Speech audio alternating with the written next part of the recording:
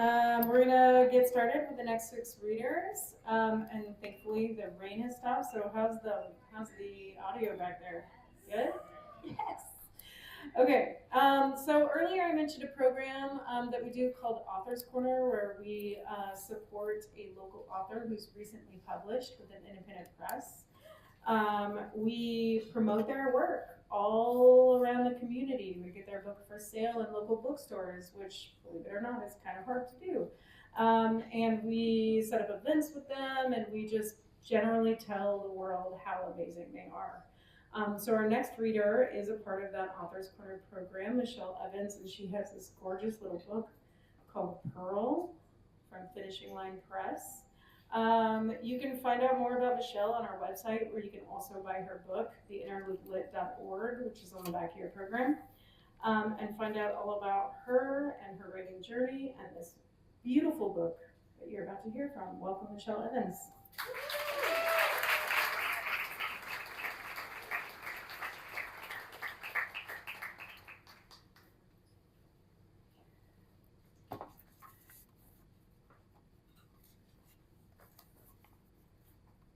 I don't hear the rain at all. What is happening? Thank you. Thank you all for braving the elements to come out tonight. Thank you, Rachel, and the entire Interloop family. Having a literary community as an emerging artist means everything, and I'm just so grateful. I'm grateful for them for inviting me to read tonight. I'm grateful for the spotlight that they put on Pearl. I did that too quickly, didn't I? Pearl.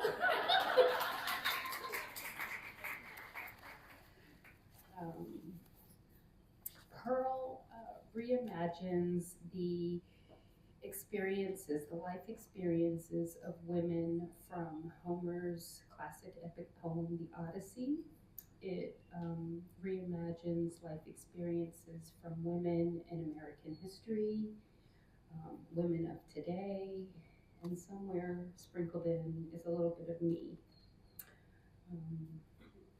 The poems in the collection amplify voices that for way too long have been misunderstood and muted, and I've just used my pen and my mind to tell stories that we often don't hear about. I had plans tonight to read a poem called Diademia. It's a sonnet crown, and if you don't know what that is, it's 15 linking sonnets, and a sonnet is a 14-line poem. I was going to read 3 of them because I don't read those often, but then I looked at the news, and so I changed my mind.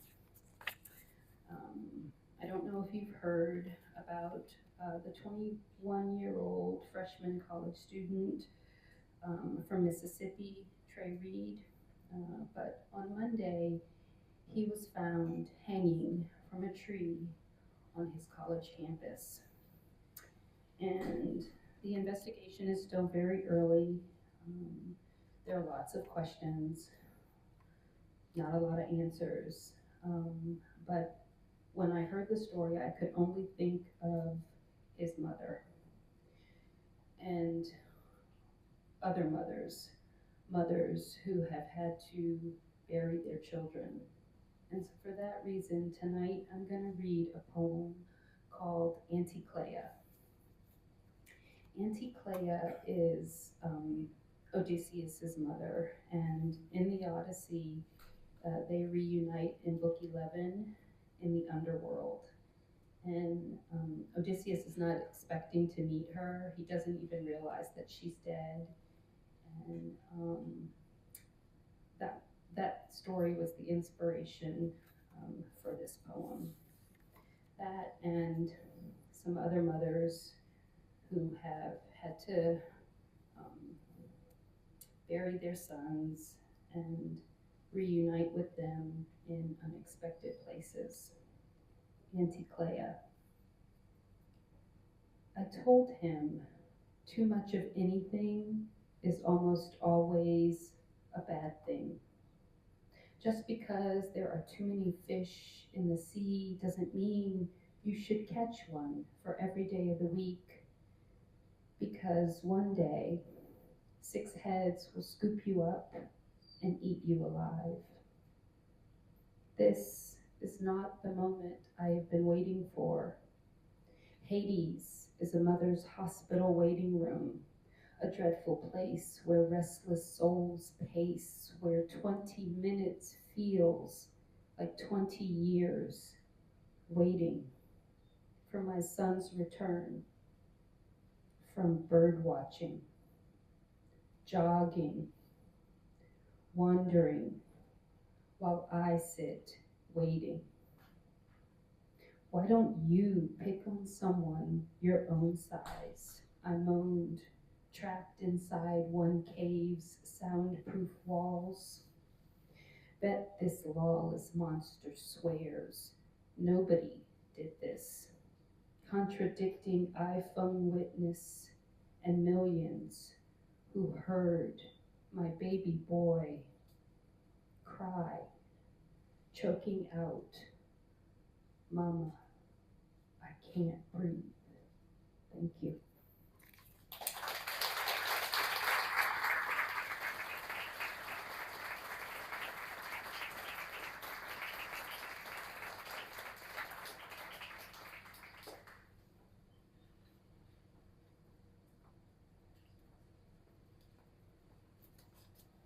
Thank you, Michele. All right, next up, we have one of those authors who are here all the way from Germany, thanks to the Goethe Institute, Washington. Please welcome Iven, Yorick, Fenker.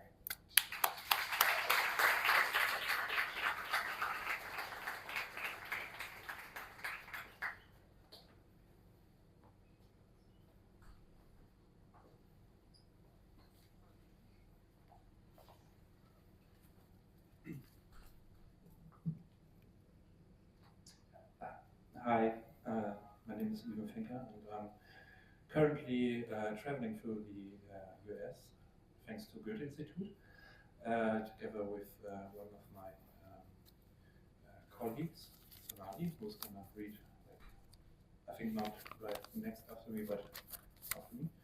And yeah, I'm going to read a short story. Not the whole short story, but a part of it. It's called What Must Have Been Said.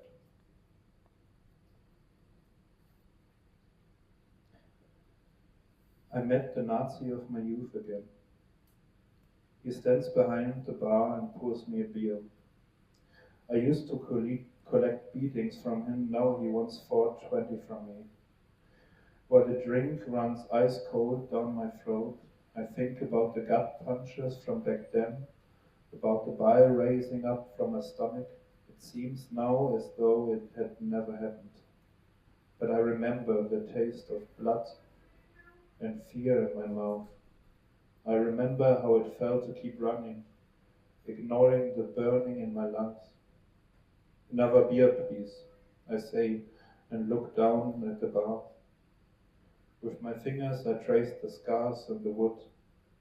He takes my glass out of my hands. I flinch, possibly just internally, but my shoulders are tight, my neck is stiff, and the vein in my neck is throbbing.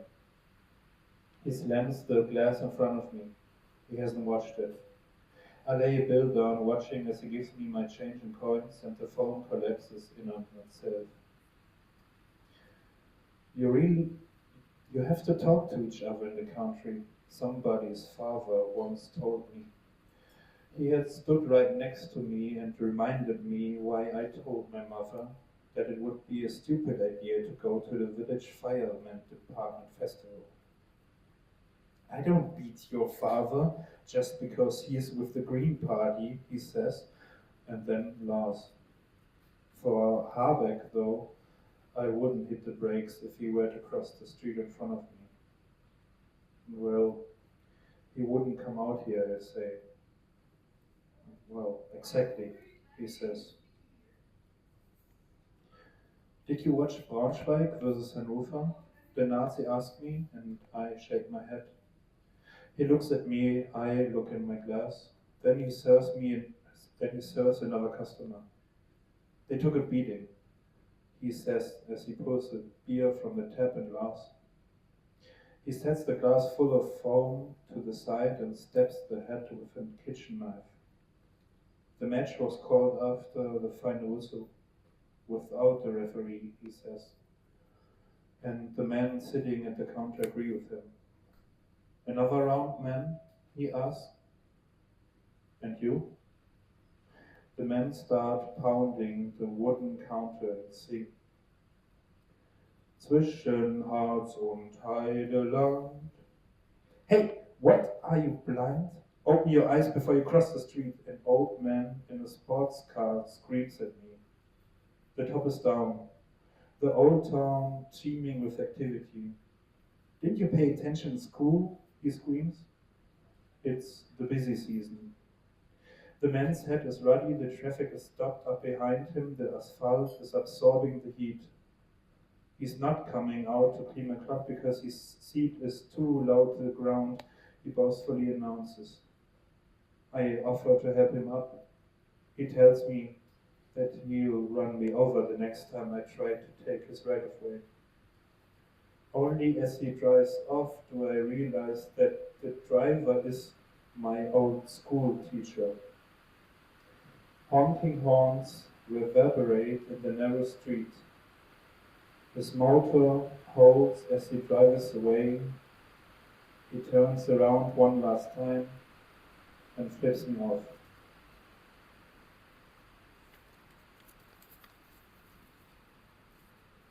He who won't hear must feel, my soccer coach, who's also my uncle, tells me.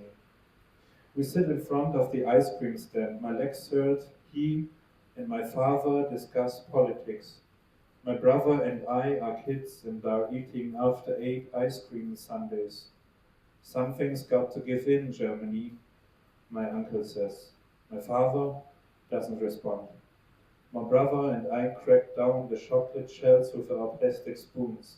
Then we sit in silence and gaze at the main street where the motorcycles drive past us into the Harz Mountains. It feels like an eternity before we start talking about soccer again. When I was still in school, but already playing on the men team, we came to the same bar after practice. It smells exactly as it did back then. I had been trying to quit drinking for the first time and had just ordered an alcohol-free beer when he grabbed me in the headlock. I remember the scent of sweat and Axe dark temptation and the feeling of losing consciousness. We are at the training camp in Upper Harz. We are already done with practice. It's dark outside, but the outlines of the Bruce trees are still visible. We are sitting in the theater room. The fluorescent lights flicker from the ceiling. It's because of the electric discharge, says one of the older boys who is training to be an electrician. Discharge, another one says as he holds his stiff penis in his hand. Everyone laughs, or at least laughs along. The room is full of kids and older boys. The oldest is our captain. He and the electrician can already buy beer, while the rest of us haven't even been confirmed yet. We don't call ourselves boys, though. We refer to ourselves the way our coach does. Man. Over there, man. Tighten it up back, man. Turn on the TV, man, our captain says and hits our left back on the back of the head. His facial features are tenser than the half-stiff penises around him. It's almost midnight, and soon this sexy sport clips will come on and the competition will start to see who can go the longest. Everyone's sweatpants are down and we are staring at the screen where a car commercial is still playing. Not yet, man, our captain says to our goalie and hits his stiff cock. The Audi accelerates on an open road. Later that night, I hear one of us crying in the dormitory. When I wake up, I'm no longer a child. Thank you very much for listening.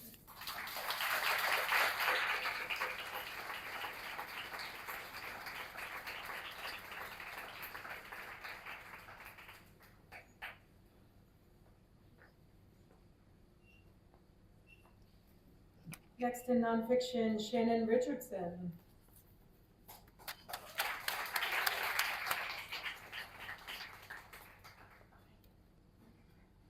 Hello. This is from a longer piece about the Blue Ridge Parkway, and is also about birds and bird watching. It is tentatively entitled Bird Sounds. Flying down Route 250 West into the deep peacock-colored cliffs, getting passed on the right by a farm-use-only truck that looks to be at least twice my age. I feel my throat get caught between stinging pressure in my eyes and something singing in my chest. The windows of my Camry are rolled completely down, the wind buffeting the back of my neck, rattling papers in the back seat. It's been so hot driving down 29 on this early June day that I had stripped to my sports bra an hour beforehand, a sheen of condensation now cool on my arms. While searching online and trying to find the entrance to the Blue Ridge Parkway in Virginia had been difficult days before, I decided to turn off my GPS in favor of following the brown National Park Service signs. It's a risk out here on roads I do not know, but following these signs has never led me too far astray. Soon enough, the road splits and brown signs become gray and blue, wooden and slightly worn. It's not until seeing them again that I realize I had forgotten what they looked like. That of course they would be waiting here for me, just like the on-ramp in Roanoke I had seen countless times in my childhood.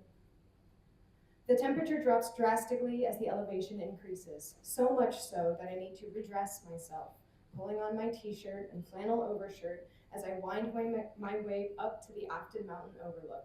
After pulling onto the gravel and cutting the engine, I pop the trunk and take out my emergency towel, stretching the navy terry cloth over the hood. I pull my phone from my waistband to turn on my bird call identifying app and hoist myself up with a pen between my teeth to write and to listen. In my parents' kitchen, above the refrigerator, there is a clock which tells time without numbers. The frame looks like it could be made of cherry, stained a deep red, like the fruit itself had bled out into the wooden grooves before being polished smooth. 3 black twiggy arms stretch out from the center to reach between 12 birds spaced equidistant from each other. I've never been good at bird watching, partially because my vision is terrible, but mostly because my attention span is worse. And despite growing up hearing the coo of mechanical mourning doves after we returned from school, or the clock's chickadee chatter over breakfast, I couldn't recognize them for what they were in the wild. A quarter past goldfinch was when we hurried out the door to catch the bus at the end of the street and nothing more. The dog now, my mother says, recognizes the particular call of the pileated woodpecker over the fridge as her dinner time. I wonder if she ever hears one off in the woods behind the house, off in the distance, and feels her stomach tighten in anticipation. These days when I walk to my car down the street, sometimes I participate in what I call bird seance. I open the Merlin app, which records space around me and recognizes bird call patterns, and like a medium or ghostbuster with a spirit box, I listen for voices through the noise of the street. Who has joined me today in this haunted house we call the world? In the bushes by the bricks, house sparrows chatter and song sparrows chirp. They move the way they sound, flitting fast, rarely predictable. A crow sits in judgment on top of a neighboring building, occasionally letting out a raspy, contemplative, ancient caw. As I get closer to my car, the road, and the woods, more creatures make their presence known. The explosive tweeting of cardinals, as bold in song as they are in color, filters through the trees alongside titmice, sometimes ear-splittingly shrill and often louder than they are large. I am always amazed by how a creature can be so loud, yet seemingly so invisible. The term seance implies a conversation with spirits reaching from one plane to another. I do feel a sense of reaching through the veil of my newly fledged adulthood, reaching back to my child self and asking her, what do you hear? Do you really understand what any of this means? How can you find such wonder in the world? We are both conversing with these birds, all observing each other. Thank you.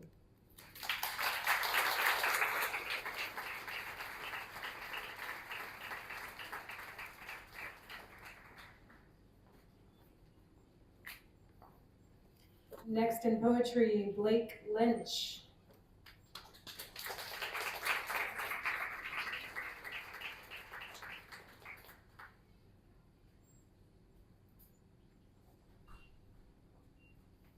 I don't see anybody moving. Must not be here. The rain kept them away. All right, coming up in fiction, our other German author here, thanks to the Goethe Institute, Sonali Beher.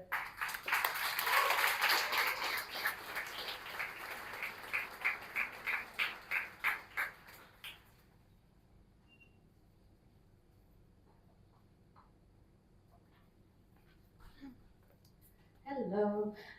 Hi, I'm Sonali. I'm one of the Goethe writers. You can hear me, right? Yeah.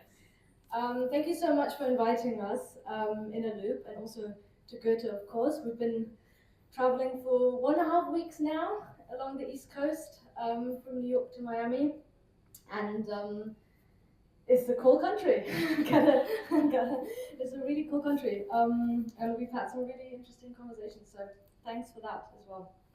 I am going to read an excerpt of the novel I'm currently writing, and it's called Novel German Happiness.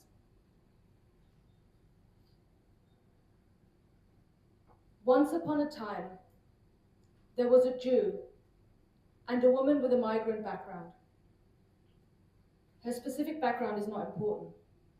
What's important is that everyone who meets her knows that she has a migrant background, and everyone who meets him suspects that he's Jewish. And what is important also is that the first thing both of them think of when they look in the mirror in the morning is, I am a Jew, or I'm a woman with a migrant background. She has black hair and dark brown eyes and is called Aisha or Fatma or Shirin.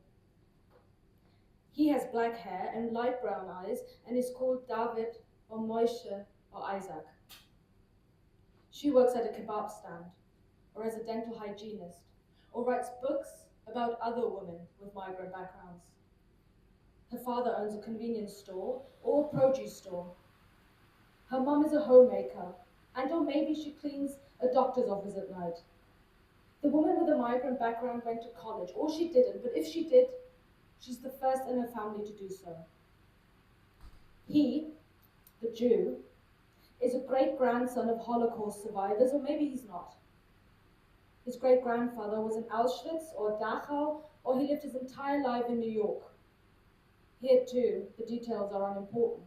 What's important is simply this, that when others see him, they don't just think he's a Jew, but also his great-grandfather must have been in the Holocaust. They met each other at her father's produce store. They reached for the chickpeas at the same time. Or at one of her book readings about women with migrant backgrounds. He was a publisher and sat in the first row. Or at the dentist's office where she worked. That day, he lost his wisdom teeth and won over her smile. The Jew isn't the first man she's dated. She met her first boyfriend during her first year of her internship or her first semester at college. He was called Simon Hamburger and was from Munich. He had sky blue eyes and dirty blonde hair. Her older brother, Mohammed, Jan or Ali, jokingly called him her little Hitler youth. A year after their wedding, she and the Jew are pregnant. She wants to call the baby Aisha Gul or Fatima or Shaya. He wants Daniel, Moses or Ishmael. They cook shakshuka at night and tease each other. She says their daughter will wear a headscarf and eat halal. He says their son will wear a yarmulke and eat kosher. She rolls her eyes and throws a dish towel at him. He wraps his arm around her and kisses her on the neck, laughing.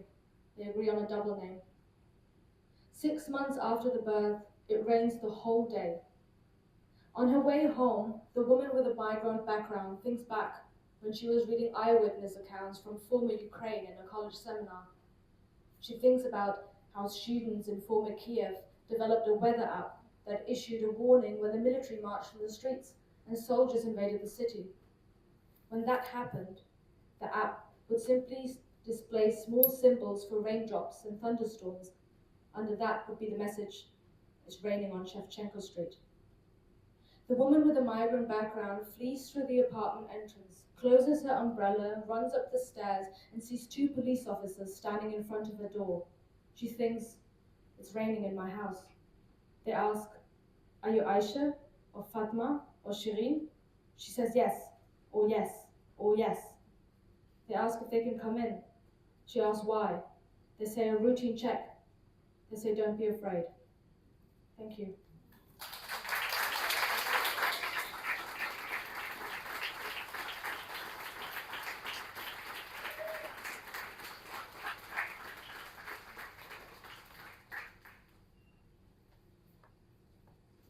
Next up, we have something a little different. Our next reader is going to present her graphic memoir, which is why we have this amazing setup here. Let's see. Oh, look, it's going to work. Okay, so please welcome, applaud for a while, Cara Gormally.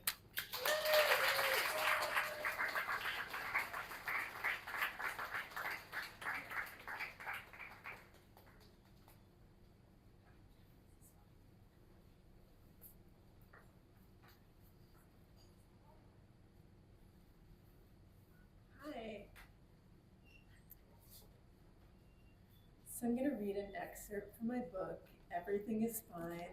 Thank you, Rachel. I'm going to read an excerpt from my book, Everything is Fine, I'll Just Work Harder.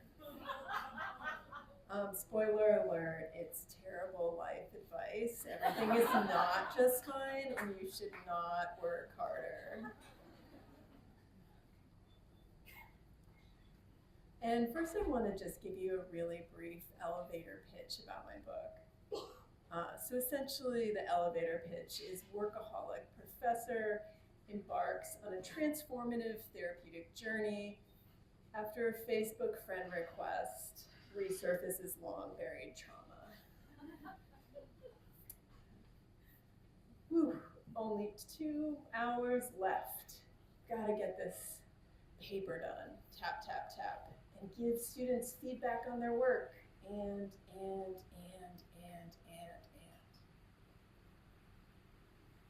And so a little bit of like a preview before I get into the excerpt. My book is about unpacking shame.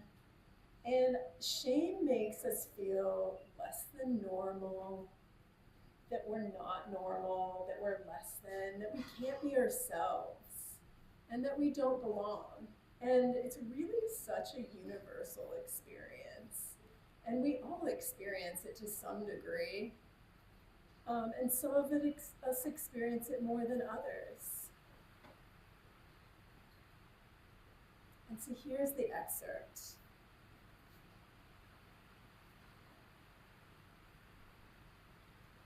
Sometimes shame shapes us. Why are you getting so emotional? I must be bad. I'm bad. We take on an irrational sense of responsibility, that it was our fault, that there's something wrong with us.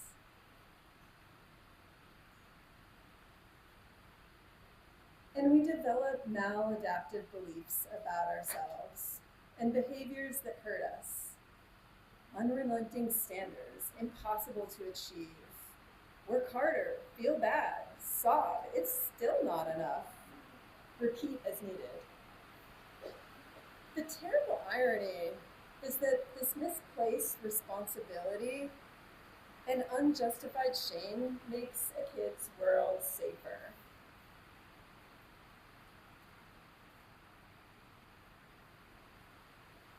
And wanting that unconditional love is normal.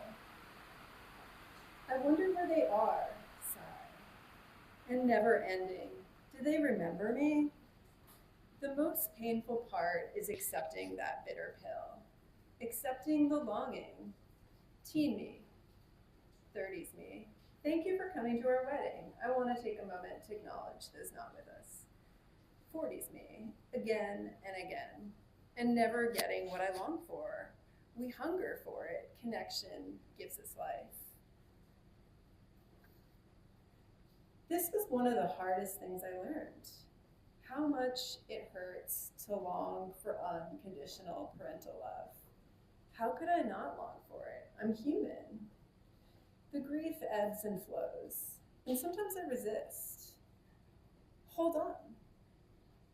Writing this is hard. I love my parents, and I know they love me, but I want to show you that it's complicated.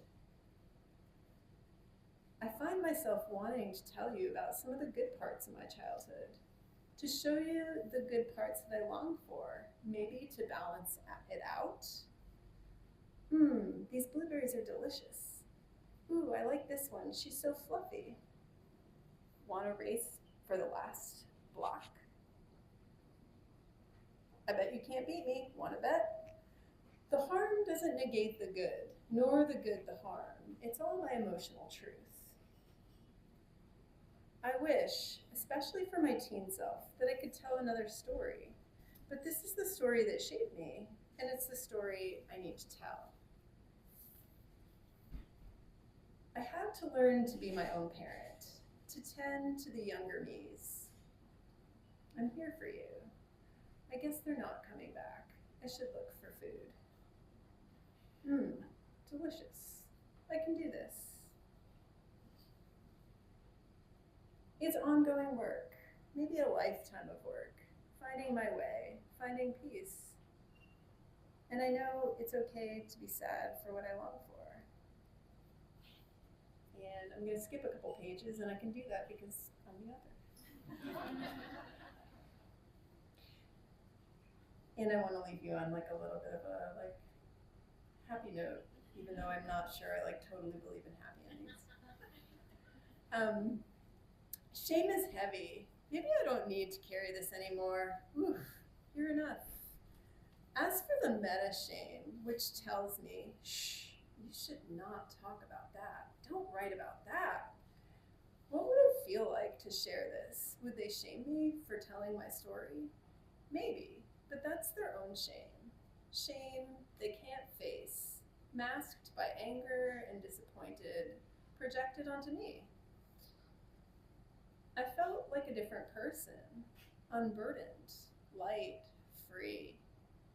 And I saw myself whole, lovely, and amazing, enough. Your shame was undeserved.